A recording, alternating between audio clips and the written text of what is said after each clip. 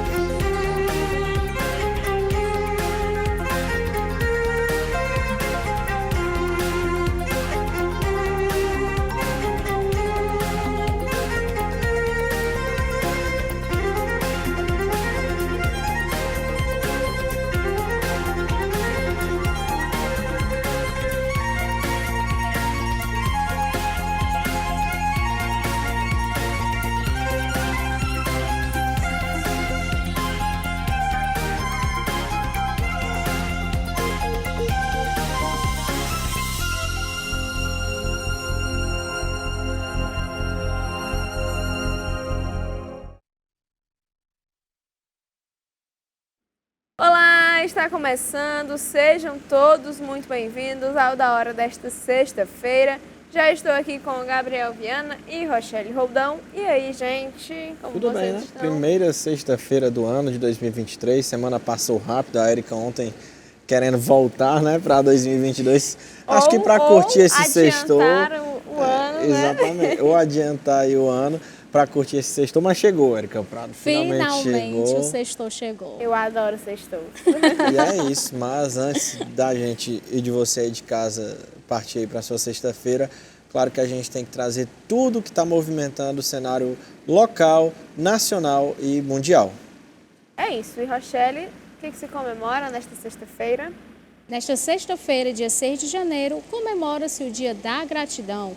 Nessa data, dedica ao agradecimento e devemos expressar gratidão por tudo que somos e temos, por aquilo que nos acontece e, bom, pelos desafios com os quais nos deparamos. Hoje é dia de Reis e o dia do astrólogo.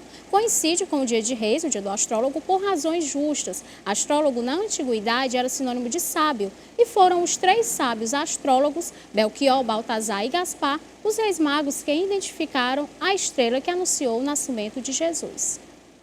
Esse dia de Reis é uma coisa muito interessante porque minha família é muito supersticiosa e a minha mãe não deixa a gente desmontar a árvore de Natal antes do dia 6, tem que ser só depois do dia de Reis. É um negócio muito bacana, né? A superstição.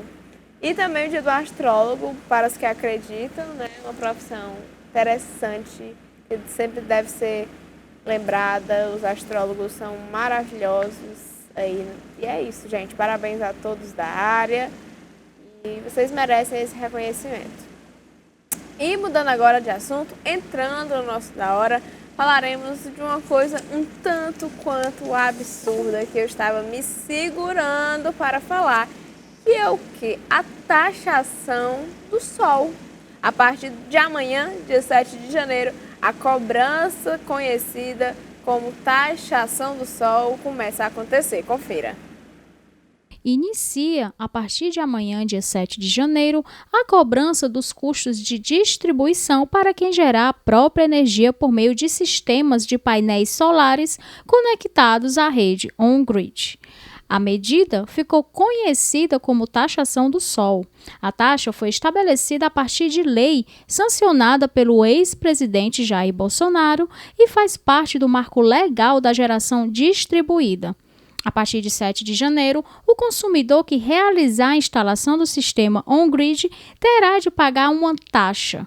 O pagamento escalonado da tarifa de uso do sistema de distribuição começa em 15% a partir de 2023, vai a 30% a partir de 2024, depois 45% a partir de 2025, a 60% em 2026, a 75% a partir de 2027, a 90% a partir de 2028 e a partir de 2029 ficará sujeito à tarifa estabelecida pela ANEEL. Todos os sistemas protocolados até o dia 6 de janeiro terão garantia de isenção até 2045. E aí, Gabriel, Rochelle, o que vocês têm a dizer sobre a taxação aí do sol, dos painéis solares? O que vocês têm a dizer? É uma questão um pouco complicada, porque quem tinha o dinheiro, né, para fazer esse investimento, de montar toda essa estrutura, porque também não é fácil e não é barato, você tem que ir atrás das empresas especializadas, fazia isso justamente para quê? Para economizar nessa conta de luz. Muitas vezes, você colocando no papel a longo prazo, casas grandes ou empresas que a conta de luz realmente dava lá em cima, colocando aí essa estrutura de painéis solares, você não pagando a conta de luz aí para o resto da sua vida, realmente lá no final, com uns 5 a 6 anos, até menos, você já bateria essa economia. Retorno, exatamente, né? já começaria a lucrar, já comeria boa parte desse dinheiro. É o que o famoso se paga, né? Isso. O investimento se pagaria em até 7 anos. Isso, e aí agora vem essa taxa, porque acho que o governo viu que muita gente estava adotando e viu uma maneira de tirar a sua casquinha, como acontece em muitas coisas. Então, a gente até hoje, dia 6 de janeiro, quem colocar ainda está isento, né? A partir de amanhã, dia 7, que começa a ser cobrado, que para colocar essas placas solares já é bastante, já gasta bastante, já é um investimento grande e agora tem que pagar essa taxa. É complicado, acho que vai ser ruim até para o setor, porque muita gente vai, não é que eu digo perder a vontade, mas vai se sentir menos atraído para fazer um tipo de investimento como esse, né, sabendo que vai ter que pagar uma taxa a mais. Só vai compensar quem realmente colocar ali na ponta do lápis, na balança, e se realmente, assim, se mesmo com a taxa ainda for mais barato que a conta de energia, aí pode chegar a compensar, mas se não, aqueles que investiram vão perder o investimento, aqueles que têm as lojas vão perder clientes futuramente, chegando a fechar. Então, é uma coisa muito complicada. A gente tinha comentado aqui, né, Érica, e a gente ainda tinha esperança de que fosse derrubado isso aí. Piada, né? Mas aí a gente viu aí que não, né, que realmente foi sancionado e vai entrar em vigor. E como tudo, né, eu lembro que quando os carros por aplicativos chegaram aqui, também, pouco tempo depois, só podia rodar pelo aplicativo se tivesse pago uma taxa. Então, assim, não se pode procurar vias para economizar um pouco mais, porque mais cedo ou mais tarde vai vir o governo e aplicar uma taxa em cima. Então, é muito complicado. Rochelle? É uma notícia triste que ontem em Aquiraz, o piloto de uma aeronave caiu no mar na praia, na região metropolitana de Fortaleza, teve uma parada cardiorrespiratória e faleceu. O acidente aconteceu na tarde desta quinta-feira, dia 5. Testemunhas ouviram uma forte explosão enquanto o transporte ainda estava no ar e viram as asas se partindo. O piloto, que estava sozinho no equipamento, chegou a ser socorrido pelo Serviço de Atendimento Móvel de Urgência, o SAMU, mas não resistiu. A vítima foi identificada como Francisco Sérgio Menescal de Macedo, de 74 anos. O idoso era médico cardiologista. Segundo o Corpo de Bombeiros Militar do Ceará, a vítima foi retirada do mar por banhistas. Fica nossas condolências aí para família. Ontem, por volta de 3 horas da tarde, eu vi essa notícia através das redes sociais.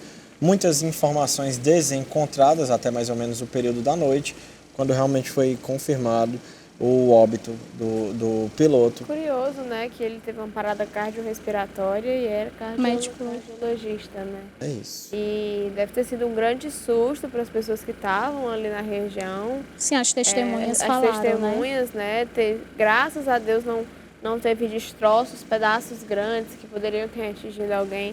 Mas, infelizmente, uma vida foi perdida e as nossas condolências ficam aqui para ele e para toda a família. Mudando um pouquinho de assunto, o governador sancionou a lei que torna Viçosa do Ceará a capital da cachaça no estado.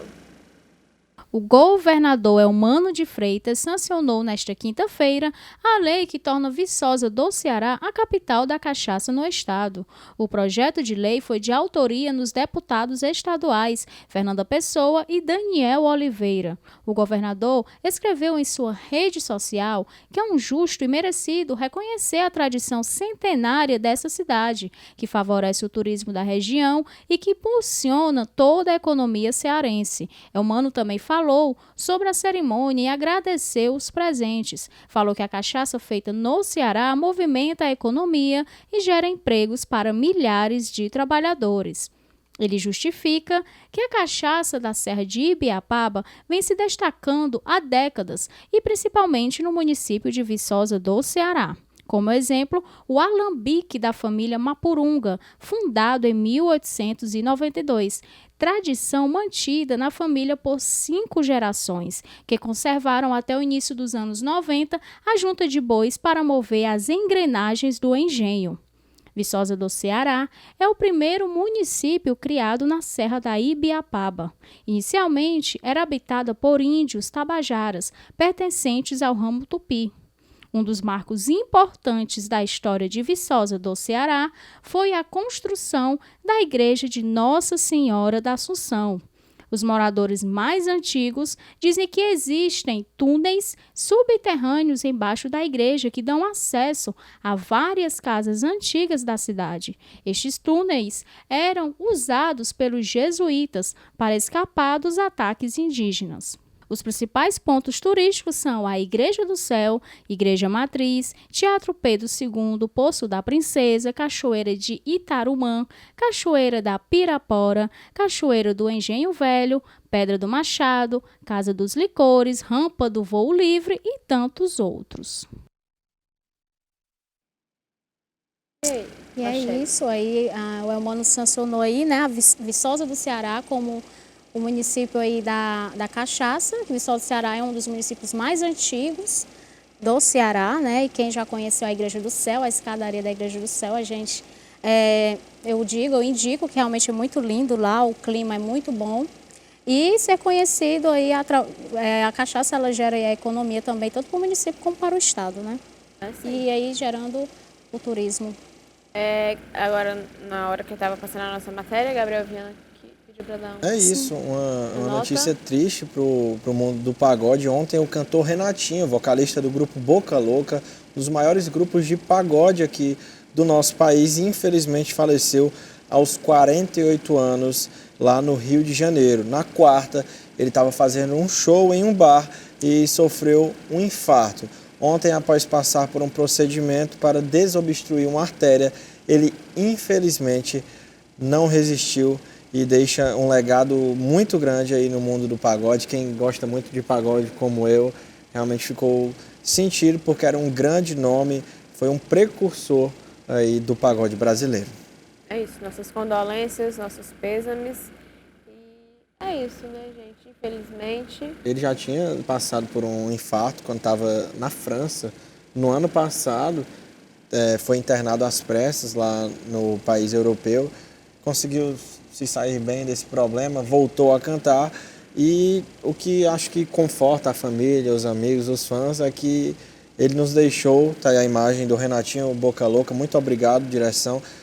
Ele nos deixou fazendo o que mais amava, né? Que era cantando e alegrando o público com muitos dos seus sucessos aí que balançaram muitos casais, muitos solteiros, enfim, todo mundo aí. E realmente o pagode fica com uma lacuna muito grande. Eu vi muita gente divulgando nas redes sociais, realmente ele era bem querido, né? No meio Fica aí um legado artístico. gigante, né? Uma história linda e que graças hoje à internet muitas pessoas ainda poderão conhecê-lo, né? E um dia após manifestar a possibilidade de extinguir a modalidade de saque aniversário do Fundo de Garantia de Tempo de Serviço, o FGTS, o ministro do Trabalho e Emprego, Luiz Marinho, recuou.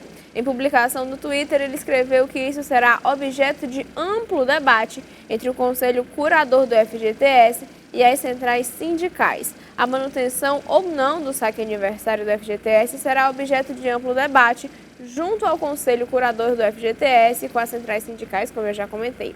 A preocupação é com a proteção dos trabalhadores e trabalhadoras em casos de demissão e com a preservação da sua poupança, publicou o ministro na rede social. É isso, né? Deu uma recuada aí, talvez tenha visto que era para deixar a escolha. Eu acho que importante, nenhum governo vai tomar todas as medidas de forma correta, mas eu creio que o importante seja ouvir quem está perto, quem faz a política ali nos ministérios e também tentar entender um pouco os anseios da população. Isso creio que não seria uma medida boa para a população e felizmente perceberam a tempo, antes mesmo até de adotar uma medida como essa. Até Por porque ser um benefício, né? E aí ser tirado algo que tem que ser melhorado para a população e não piorar, né? E eu vejo assim, muita gente se programou ou se programa com esse saque de aniversário, conta com esse dinheiro daqui 2, 3 meses.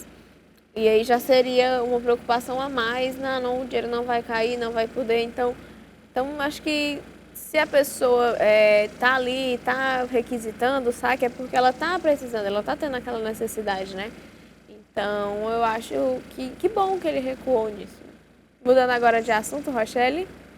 Aguardada há pelo menos 3 décadas, as obras de drenagem superficial e pavimentação de 25 vias do bairro Porto das Dunas devem iniciar em 10 dias. O investimento total será de 35 milhões. A verba foi pleiteada pela Prefeitura de Aquiraz, junto ao Ministério do Desenvolvimento Regional, através do deputado federal Júnior Mano, ainda na gestão do governo de Jair Bolsonaro. A previsão da obra é de 12 meses, podendo durar até 16 meses, contando com possíveis atrasos que podem gerar o período de chuvas do estado. O recurso de 20 milhões serão investidos na primeira fase das obras, com duração de 12 meses, e 15 milhões na segunda fase, que terá início em 2024. Todas as vias da região irão contar com sistema de drenagem, além de 100 mil metros quadrados de piso intertravado e 50 mil metros de calçadas com acessibilidade. A ordem de serviço foi assinada na manhã da última quarta-feira e contou com a presença da imprensa, a Associação dos Moradores e do prefeito de Aquiraz, Bruno Gonçalves. É muito importante, tá, gente? Muitas ruas ali da região Muita do Porto das reclamação, Dunas Gabriel. é quase na areia, é quase como se você estivesse andando na praia, muito buraco. Eu Sim. mesmo fui para o Quase uma Jericoacoara fui toda para o aniversário ano passado, aniversário de uma amiga lá numa casa que ela alugou no Porto das Dunas. E o nosso carro, um amigo meu dirigindo, atolou em uma das ruas, porque é realmente muita areia, muita areia. Parece que você está andando na praia.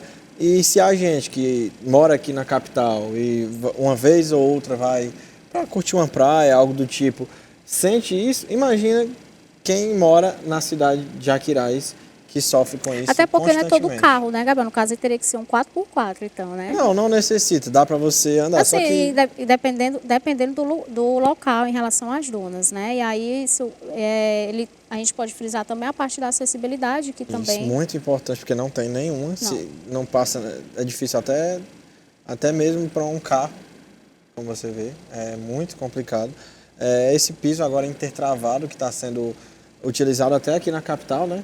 Muitas ruas vão começar a receber no lugar de asfalto, que eu acho que é uma boa alternativa até nessa questão da drenagem. É isso, gente. Então, que sejam o mais rápido possíveis, né? É uma região que precisa, é um ponto muito turístico aqui do Ceará, recebe muitas pessoas. Ali pertinho de um parque, né, conhecido. Um parque aquático importante, mas é o que eu comentei. É importante, claro, pensar nos turistas, em quem vai passar uma temporada, mas principalmente em quem mora lá, porque querendo ou não, é quem todo dia precisa sofre fazer o com esse tipo de e problema. A espera era já tem 3 décadas que esperam que ajeite essas vias, e né? É algo que tem uma cidade ali, a nossa região metropolitana, a Grande Fortaleza, Eusébio, Aquiraz, Pindaretama, tem crescido demais. Muita gente tem ido morar lá, até porque com a duplicação da CE 040, tudo ficou muito fácil para quem trabalha ou estuda ou faz as duas coisas aqui na capital, de chegar de uma forma rápida. Então, muita gente foi morar por ser mais tranquilo, por ver uma oportunidade de um imóvel, enfim. Sim. Então, essas pessoas têm que ter essa questão de melhores condições nesse deslocamento, nesse trajeto, porque sofrem bastante, tá? O município, tanto Paquiraz como Eusébio, realmente tem crescido bastante. E de acordo com o ministro do Desenvolvimento e Assistência Social, Família e Combate à Fome, Wellington Dias, o governo federal vai criar um programa para atender as pessoas endividadas, entre elas as que tiveram empréstimo consignado do Auxílio Brasil em 2022. O programa recebeu o nome de Desenrola Brasil e ainda está em fase de elaboração. Conforme disse o ministro, a estimativa é de que sejam atendidas 50 milhões de pessoas inadimplentes, sendo cerca de 3 milhões e meio de pessoas endividadas com o consignado e que recebem o Auxílio Brasil. As dívidas somam 9 bilhões e meio. O novo programa será desenvolvido em parceria com outros ministérios. Notícia boa, né? Importante, até mesmo pensando em crédito para essas pessoas. Porque, querendo ou não, com a melhora da economia, elas poderiam fazer girar ainda mais todo esse cenário. Só que aí ficam impossibilitadas porque estão com o nome sujo. Então, querendo ou não, o governo vai, com essa medida, se der certo, vai fazer essa economia voltar a circular. Então, não seria um gasto, seria um investimento. Eu penso dessa forma. Sim. Porque muita gente inadimplente, tendo o seu crédito retomado, pode fazer essa economia voltar a girar ainda mais, por conta de uma pandemia que a gente ainda passa, agora bem mais controlada, graças a Deus, mas que com essa medida e com outras, pode ser que melhore um pouquinho a situação dessas pessoas. É isso. Rachele? O projeto que permite aos aplicativos de transporte bloquear motoristas com altos índices de reclamação por parte dos passageiros está em análise no Senado. O texto também contempla casos que envolvam conduta inapropriada e assédio sexual. O autor é o Senado Messias de Jesus. A proposta acrescenta um artigo à Lei 12.587 de 2012, que institui as diretrizes da Política Nacional de Mobilidade Urbana. O objetivo, segundo o senador, é dar mais segurança ao usuário desse tipo de serviço. Com certeza. Muito importante essa medida. Muito necessário, né? Porque muitas vezes o aplicativo não barra esse tipo de conduta, esse tipo de motorista. E também, da mesma forma, os passageiros, tá? Porque ontem mesmo a gente teve um caso aqui em Fortaleza, lá no bairro Planalto Ayrton Senna, em que, infelizmente, um motorista de aplicativo foi assassinado por um passageiro. Então, claro, o passageiro tem que ter a segurança, mas a gente também tem que falar do lado desses motoristas de aplicativo que hoje estão saindo de casa, muitas vezes sem saber se vão voltar, gente. Então, é algo que requer muita atenção. Ontem foi o primeiro, ontem foi o primeiro de 2023. Nós ainda estamos na primeira semana. Exatamente, né? A gente até abre espaço aqui para a Associação dos Motoristas de Aplicativo, se quiserem vir aqui para serem entrevistados, se quiserem mandar o seu ponto de vista a respeito, mas as autoridades, os governantes precisam fazer alguma coisa a respeito dos motoristas também. Claro, a população que utiliza, os clientes, são muito importantes, tão importantes quanto os motoristas, mas quem está arriscando a vida lá diariamente, muitas vezes a gente não pega Uber todo dia, claro, tem gente que pega, mas tem gente que não, mas quem está arriscando a vida de madrugada, de manhã, na chuva, no sol, são os motoristas. Então, muito complicado. Ano passado a gente teve diversos casos de assaltos, de furtos, a última de moça, assassinatos. Teve uma moça no final do ano, né, que foi teve um apelo muito grande. Foi uma tragédia, foi um horrível que aconteceu com ela, né? E eu acho também que deveria ter uma medida muito importante, pensando agora um pouquinho nas mulheres, que era de poder escolher... Já tem. Não, mas no aplicativo principal. Existem 2 aplicativos principais, todo mundo sabe qual é e todo mundo usa. E eu acho que deveria ter a opção, quero um motorista mulher, quero um motorista homem. Porque muitas vezes, eu falo por mim, muitas vezes eu saio com as minhas amigas, a gente volta tarde da noite e é uma preocupação, um medo, uma insegurança gigante pegar motoristas por aplicativo tarde da noite. Então a gente não tem esse... No caso do usuário, né? Que você está falando. Ir e vir. Então, entendi. acho que deveria ter também No essa caso do opção, usuário, né? nós pedimos, Isso. porque a motorista mulher, ela consegue ter só usuários E mulher, né? falando Escolher. Tem até um exatamente. aplicativo que foi Elas criado, né? conseguem- Pois é. Uma concorrente. Isso, só que não é tão usado, né? Então, às vezes tem alguém até que utilize, mas eu acho que demora E a acho achar que pela falta motorista. de oferta e demanda, o Isso. preço deve ser um pouco mais elevado do Então, que... eu acho que ainda não é tão visto. Então, falando do passageiro, é difícil achar motorista, como motorista é difícil encontrar um passageiro que use. E eu peguei várias motoristas mulheres e elas também falaram do alívio que elas sentiram ao ser uma passageira moça, mulher. Então, eu acho que também devia ter essa atençãozinha nesse caso também. Mas muito importante esse bloqueio dos aplicativos. Eu acho que a gente só tende a melhorar com mais cabeças pensantes, mais medidas, então mais melhorias, né? Agora a gente vai para um rápido intervalo. Na volta a gente vai comentar outros assuntos.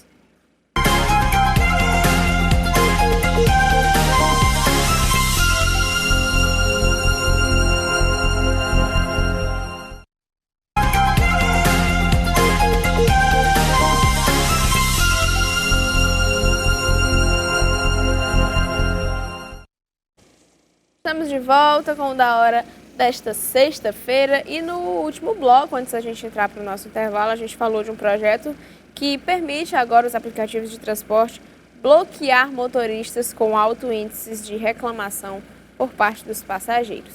Mudando agora um pouco de assunto, falando um pouquinho de economia, no dia 15 de fevereiro, os trabalhadores brasileiros terão direito a receber o abono salarial PIS/PASEP de 2023. Mais de 23,6 milhões de pessoas terão direito ao benefício, que soma cerca de 24 bilhões. Poderão receber o abono profissionais com carteira assinada e servidores públicos que recebem mensalmente até 2 salários mínimos durante 2021. O calendário de pagamento do Programa de Integração Social utiliza o mês de nascimento do beneficiário como referência, enquanto o Programa de Formação do Patrimônio do Servidor Público utiliza o dígito final do número de inscrição. Os trabalhadores cadastrados no PIS receberão o abono salarial pela Caixa Econômica Federal, enquanto os do PASEP pelo Banco do Brasil. Então é isso, né? O pessoal aí vai ter uma renda a mais, um bônus, vai dar para começar o pé direito esse começo de ano, que a gente sabe que é muita Pé direito conta, assim, né? Porque né? vem matrícula de escola, Pois é, material ó. escolar, IPVA, IPTU. Inclusive, não quero nem ver o IPVA desse ano, porque teve um aumento. Tô só postergando até o dia fingindo final. que não existe, Tô Gabriela. fingindo Até que o não é último dia. comigo, mas teve mais um aumento e pelo menos tem aí esse benefício do PIS/PASEP para dar um auxílio nesse início de ano que é tão volumoso, esse número de Difícil, contas, né? exatamente. É isso, Rochelle. Falando um pouco de política, o Partido dos Trabalhadores definiu quem será o responsável por liderar a bancada da sigla na Câmara dos Deputados em 2023. O escolhido foi o deputado federal Zeca Disseu, do PT, de Paraná, filho de José Disseu. De acordo com informações de um site de notícias, Zeca Disseu venceu a competição contra o deputado eleito Lindbergh Faria. Com isso, o PT definiu quem serão os líderes para os próximos anos.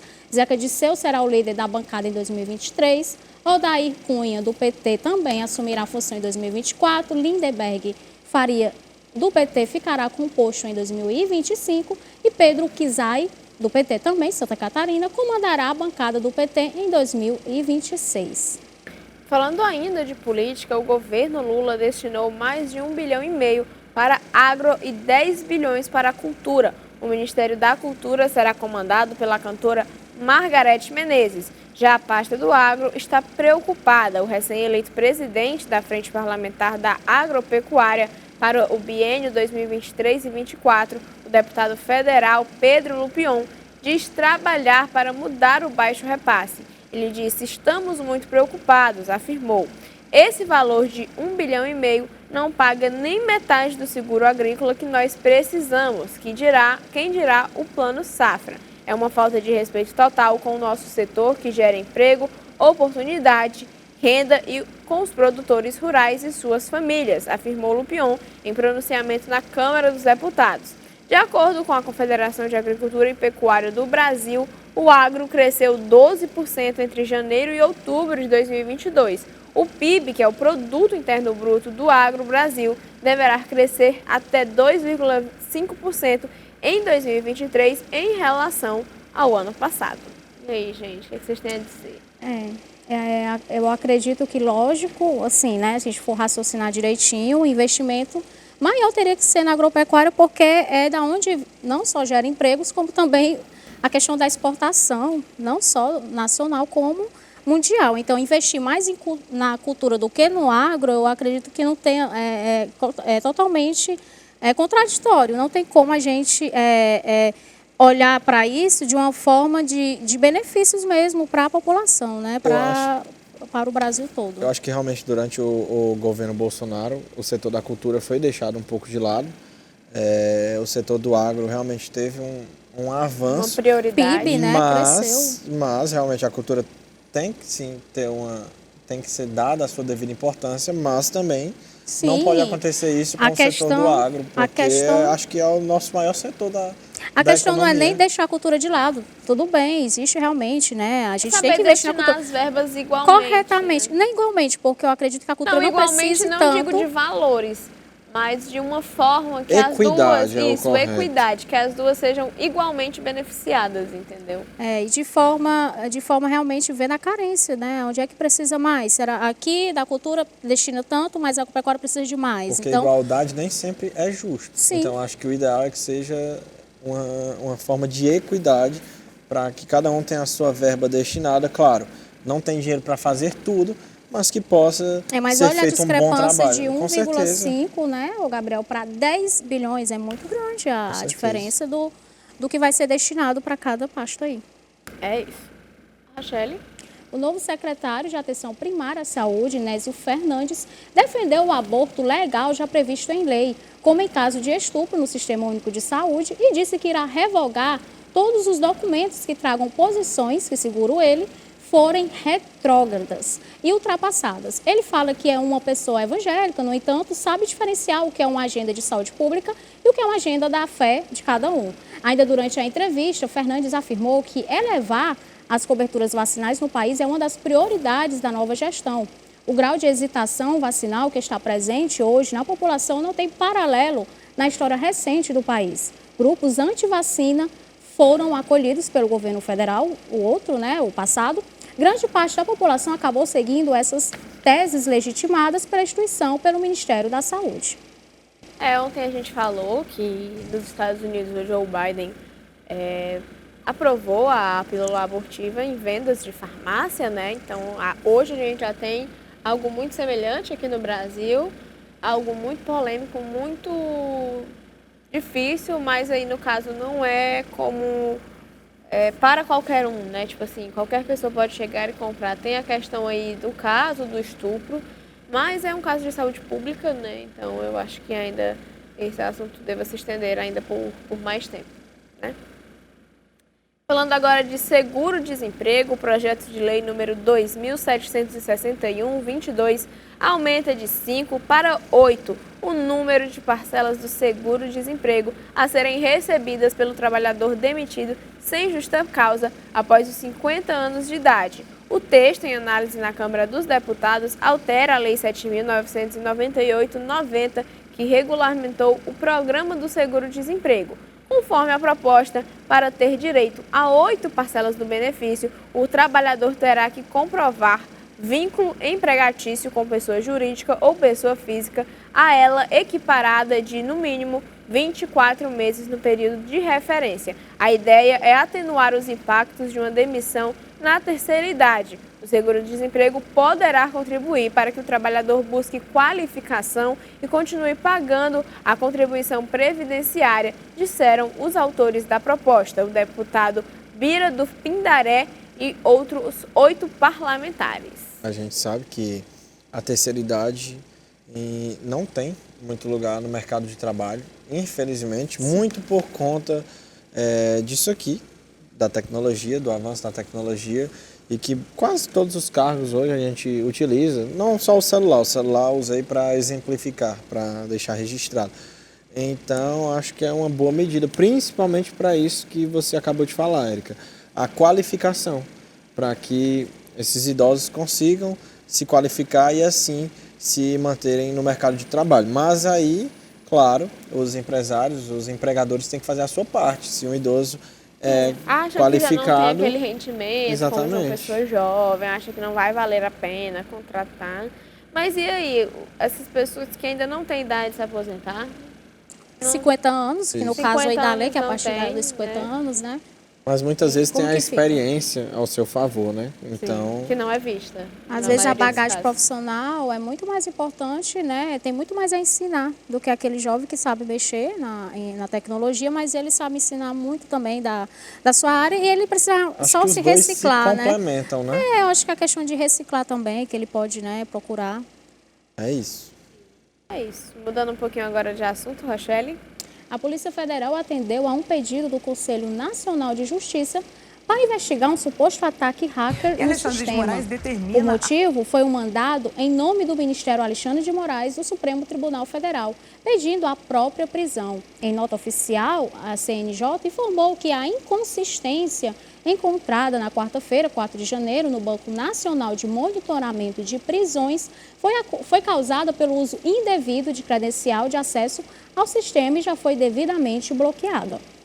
Me lembrou o hacker que invadiu o sistema daqui de Ceará pedindo a anulação dos votos do Nordeste, né?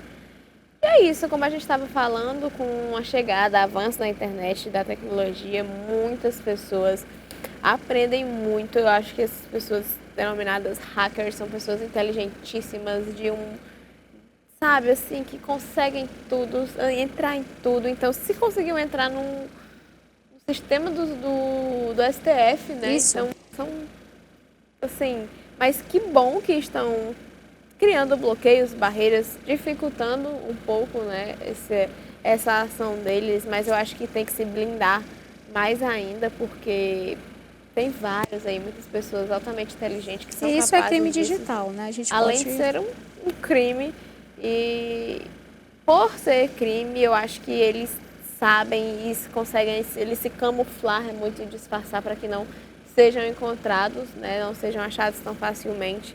Então, eu acho que o nosso governo, o STF, tem que ter algo assim tão igual que consiga se comparar a eles para que... Uma segurança cibernética. Isso, uma segurança cibernética, essa é a palavra. Então, é isso, né, gente? Antes da gente ir para o nosso intervalo, tá aparecendo o nosso WhatsApp aqui embaixo. Você pode falar o que é que você está achando do programa, sugerir pautas, mandar um abraço, enfim. Sua contribuição é muito bem-vinda aqui para o nosso Da Hora. Tá na hora do intervalo, direção? Assim. Tá na hora Então do intervalo. É isso, vamos chamar o nosso intervalo agora. Na volta, a gente vai entrar no assunto saúde e internacional.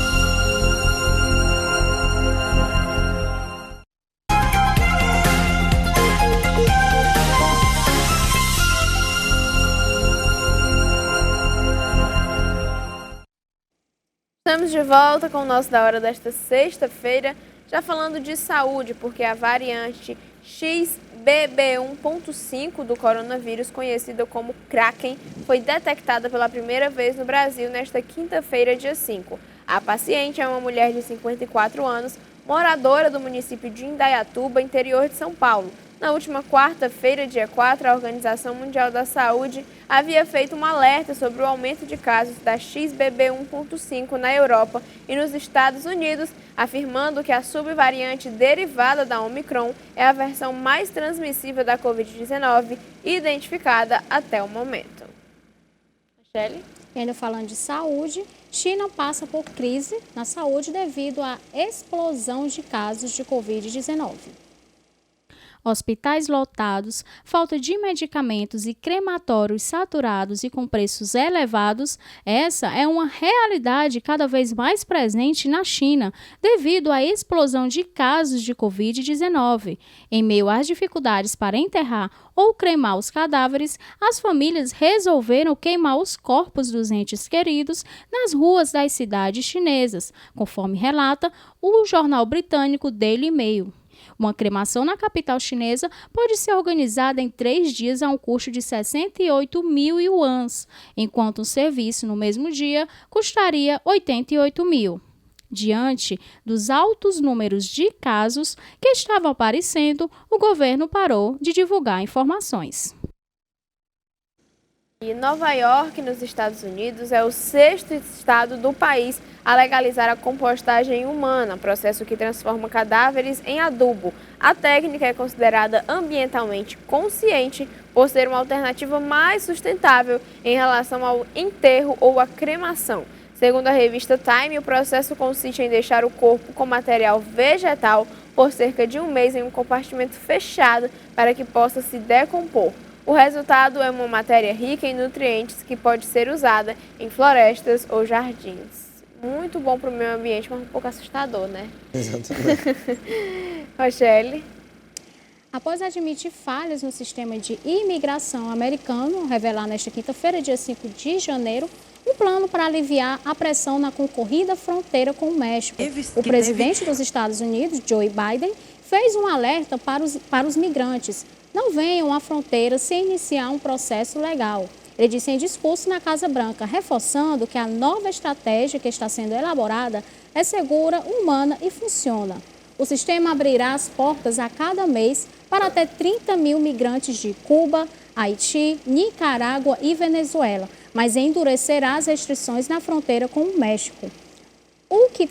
Os que tentarem entrar ilegalmente serão expulsos com base na norma sanitária conhecida como Título 42 e com a intervenção da polícia em coordenação com as autoridades mexicanas. E antes da gente encerrar o nosso Da Hora de hoje, a gente vai conferir mais algumas notícias internacionais com imagens da Euronews.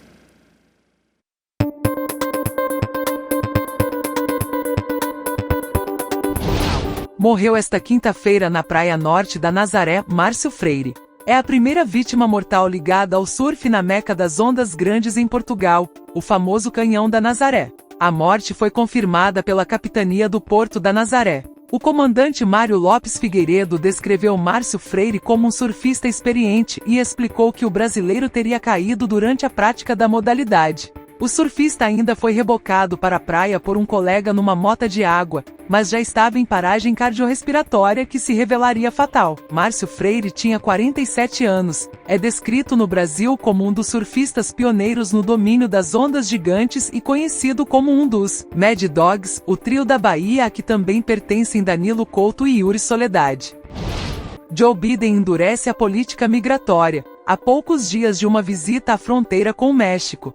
O presidente dos Estados Unidos anunciou que os migrantes que atravessam ilegalmente a fronteira vão começar a ser reenviados. Mas o chefe de Estado precisou que até 30 mil migrantes de Cuba, Haiti, Nicarágua e Venezuela serão autorizados a entrar cada mês. Se cumprirem os trâmites legais, quem não cumprir os procedimentos será expulso ao abrigo do chamado Título 42, uma política instaurada por Donald Trump que permite uma rápida deportação. Biden desloca-se a El Paso, no Texas, no domingo, de onde seguirá depois para a cidade do México, para um encontro com líderes da América do Norte e Central.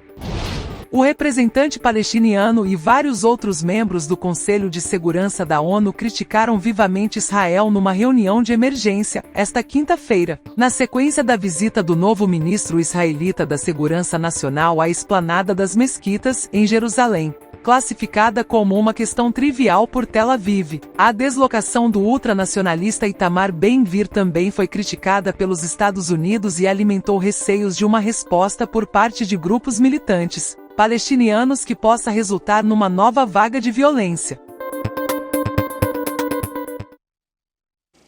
E é isso, nosso Da Hora de hoje, o último da nossa semana, vai ficando por aqui.